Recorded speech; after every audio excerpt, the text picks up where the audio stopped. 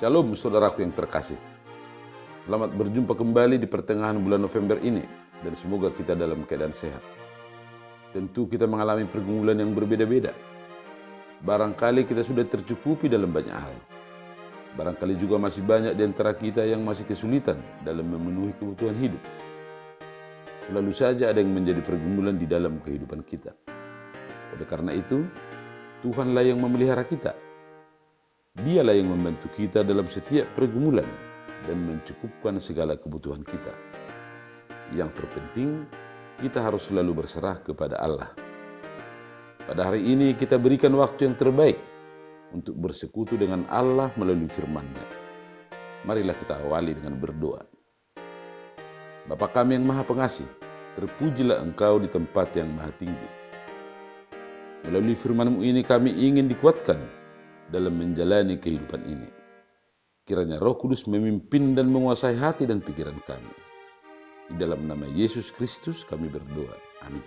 Bapak, Ibu, dan Saudara sekalian yang terkasih, kita ketahui bahwa umat Israel mengalami masa penghukuman yang begitu berat ketika terbuang ke Babel. Mereka dihukum oleh Allah atas ketidaksetiaan mereka, berpaling dari Allah dan menyembah dewa Baal. Hukuman itu sangat memukul dan meruntuhkan harga diri mereka sebagai bangsa yang dipilih oleh Allah. Semua pembesar, kaum terpelajar, tenaga-tenaga yang ahli di bidangnya, dan sumber daya manusia produktif dibawa semua ke kerajaan Babel. Dan Israel hidup merana, tidak terawat, penuh reruntuhan akibat perang. Pada masa yang bersamaan, orang-orang yang di pembuangan Babel juga meratapi hidupnya, merindukan Israel tanah airnya. Mereka menjadi warga kelas 2 dengan status terjajah dan status warga buangan di kerajaan Babel. Mereka frustrasi, tidak memiliki semangat kerja bahkan untuk mencukupi kebutuhan sehari-hari. Keinginan dan kerinduan yang luar biasa untuk pulang dari pembuangan membuat mereka tidak waspada dengan adanya nubuatan dari nabi-nabi palsu yang mengatakan bahwa hukuman Allah hanyalah sementara saja, dan tidak lama lagi mereka akan dibebaskan oleh Allah dari pembuangan untuk pulang ke Israel. Harapan palsu itu semakin mempengaruhi mereka untuk tidak mengerjakan apapun yang berguna bagi hidup mereka ke masa depan. Melihat keadaan itu, Nabi Yeremia mengingatkan supaya mereka tidak percaya kepada nubuatan nabi-nabi palsu yang mengatakan bahwa mereka segera dibebaskan. Hukuman Allah atas bangsa itu harus disikapi dengan tabah, dan Allah lah yang berdaulat atas segala rancangan yang dibuatnya untuk bangsa Israel. Selengkapnya, itulah yang akan kita dengar melalui khutbah pada kebaktian Minggu ke-23 setelah Trinitatis. Sebagaimana tertulis di kitab Yeremia pasal 29, ayat yang pertama sampai dengan ayat yang ke-7, dengan topik mewujudkan kesejahteraan bersama. Marilah kita dengarkan bersama-sama. Judul perikop, Surat Kiriman kepada orang-orang buangan di Babel. Beginilah bunyi surat yang dikirim oleh Nabi Yeremia dari Yerusalem kepada tua-tua di antara orang buangan, kepada imam-imam, kepada nabi-nabi, dan kepada seluruh rakyat yang telah diangkut ke dalam pembuangan oleh Nebukadnezar dari Yerusalem ke Babel. Itu terjadi sesudah Raja Yekonia beserta ibu suri, pegawai-pegawai istana, pemuka-pemuka Yehuda dan Yerusalem, tukang dan pandai besi telah keluar dari Yerusalem. Surat itu dikirim dengan perantaraan Elasa bin Safan dan Gemaria bin Hilkia yang diutus oleh Zedekia Raja Yehuda ke Babel kepada Nebukadnezar Raja Babel. Bunyinya, beginilah firman Tuhan semesta alam, Allah Israel, kepada semua orang buangan yang diangkut ke dalam pembuangan dari Yerusalem ke Babel.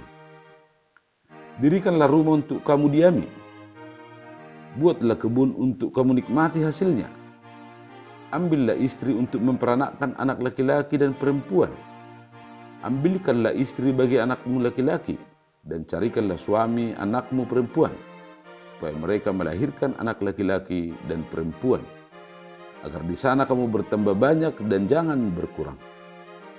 Usahakanlah kesejahteraan kota kemana aku buang, dan berdoalah untuk kota itu kepada Tuhan, sebab kesejahteraannya adalah kesejahteraanmu. Demikian firman Tuhan. Bapak, Ibu, dan Saudara sekalian yang terkasih dalam nama Yesus Kristus. Melalui suratnya kepada umat Israel, Nabi Yeremia memberitahukan kebenaran tentang pembuangan Babel itu sendiri.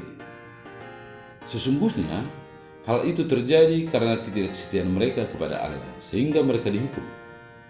Akan tetapi, Allah adalah Maha Kasih. Setiap rancangannya bukanlah rancangan kecelakaan. Umat Israel akan dipulihkan setelah 70 tahun berada di pembuangan Babel. Allah akan mengembalikan mereka ke negeri yang Allah telah berikan kepada nenek moyang mereka, dan mereka akan memilikinya. Yeremia pasal 30 ayat yang ketiga.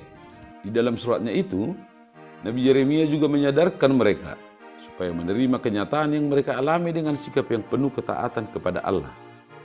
Menanti janji pemulihan itu dengan sikap beriman, dan jangan pernah percaya kepada nubuatan nabi-nabi palsu. Menurut Nabi Yeremia, ada 3 bagian penting yang harus mereka lakukan di sepanjang masa pembuangan itu sebagai berikut. Yang pertama, tetapkan sikap, dirikan tempat tinggal, dan persiapkan sumber nafkah sehari-hari. Hidup menetap di tempat yang sama sekali baru dengan status orang buangan untuk masa 70 tahun lamanya tentu bukan hal yang mudah. Perlu penyesuaian diri dan membutuhkan perencanaan hidup yang baik. Oleh karena itu, tidak boleh berlama-lama larut dalam rasa sedih dan frustrasi. Maka ada 2 hal yang penting yang harus segera dilakukan, yaitu mendirikan rumah tempat tinggal yang menetap dan mempersiapkan sumber hidup yang cukup. Dengan demikian, kebutuhan pokok akan terpenuhi. Yang kedua, persiapkan masa depan keluarga. Masa depan anak harus dipersiapkan, dibekali dengan pendidikan yang memadai, terutama pengenalan akan Allah. Apabila sudah waktunya, anak-anak harus dinikahkan dan didoakan supaya beranak cucu. Ada pesan yang spesifik dalam hal mempersiapkan pernikahan ini, yaitu supaya dipersiapkan dengan teliti, dan salah satu misi yang penting adalah supaya jumlah umat Israel di pembuangan Babel semakin bertambah. Dalam pesan ini tersirat nasihat supaya umat Israel menjaga kemurnian keturunan umat Israel, baik dari segi ras maupun dari segi iman kepercayaan. Yang ketiga, supaya umat Israel menjadi warga yang partisipatif dan berkontribusi. Nabi Yeremia juga mengingatkan supaya umat Israel taat kepada pemerintah. Mereka harus hidup bermasyarakat dan turut bertanggung jawab mewujudkan ketertiban, kerukunan, dan kemajuan kota di mana mereka tinggal. Umat Israel tidak boleh menutupi diri dan hanya mementingkan diri sendiri. Mereka harus saling membantu dengan masyarakat lainnya dan siap berkorban untuk kepentingan bersama yang lebih besar. Itulah 3 hal pokok yang dinasihatkan oleh Nabi Yeremia dengan tujuan supaya mereka dikuatkan dan untuk mempersiapkan diri sebaik-baiknya di dalam penantian akan belas kasihan Allah yang akan membebaskan mereka. Bapak, Ibu, dan Saudara sekalian yang terkasih dalam nama Yesus Kristus. Bagaimana kita mengambil pelajaran dari kisah pembuangan Babel sesuai nats pembacaan kita? Ketika hukuman Allah jatuh akibat pelanggaran-pelanggaran dan ketidaksetiaan kita, maka terimalah itu dengan sikap tabah dan penuh kerelaan. Segeralah mohonkan pengampunan dan belas kasihan Allah. Dan dalam penantian akan belas kasihan Allah itu, bersikaplah sebagai berikut. Yang pertama, percayalah bahwa rancangan Allah bukanlah rancangan kecelakaan. Allah yang Maha Adil adalah juga Allah yang Maha Kasih. Keadilannya tidak akan menghilangkan kasih-Nya. Di dalam kehidupan beriman seperti itulah kita harus melihat sejauh mana cobaan yang kita alami. Rancangan Allah adalah rancangan kebaikan, sehingga sekalipun kita berada dalam keadaan yang sangat sulit, rancangan Allah untuk kebaikan kita pasti terlaksana. Tetapi dari kita dituntut sikap hidup yang berserah dan percaya kepada janji Allah. Yang kedua, berilah respon yang positif atas penderitaan. Ketika kita mengalami hidup yang terbuang, janganlah menyerah, jangan putus asa, dan jangan larut dalam kesedihan. Penderitaan tidak selalu buruk. Hanya bagi orang yang lemahlah penderitaan itu menghancurkan. Sedangkan bagi orang kuat, penderitaan itu justru semakin menguatkan.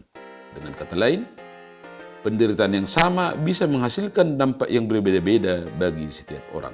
Marilah kita dengarkan surat Rasul Paulus kepada jemaat Korintus, sebagaimana tertulis di 2 Korintus pasal 7 ayat yang ke-10 berikut ini. Sebab duka cita menurut kehendak Allah menghasilkan pertobatan yang membawa keselamatan dan yang tidak akan disesalkan. Tetapi duka cita dari dunia ini menghasilkan kematian. Demikian firman Tuhan. Menurut Rasul Paulus, penderitaan menurut kehendak Allah itu menghidupkan, sedangkan penderitaan menurut kehendak dunia membinasakan. Menderita menurut kehendak Allah adalah tetap setia di jalan Allah, tidak boleh menyimpang ke kiri atau ke kanan. Dan yang ketiga, diberkati untuk menjadi berkat. Kejadian pasal 12 ayat 1 sampai dengan ayat yang ketiga. Kita adalah umat yang sudah menerima berkat dan karunia yang melimpah dari Allah. Maka menjadi panggilan kita untuk menjadi berkat bagi sesama. Sebagai bagian dari masyarakat, maka kita ikut bertanggung jawab atas kehidupan bersama. Maka berkontribusilah untuk mewujudkan kehidupan yang lebih baik di kota di mana kita tinggal. Pastikan bahwa setiap perbuatan kita membawa dampak yang baik dalam hidup bersama dengan orang lain. Bertindaklah tidak hanya untuk memenuhi kepentingan individu, sebab ukurannya adalah terpenuhinya kepentingan bersama.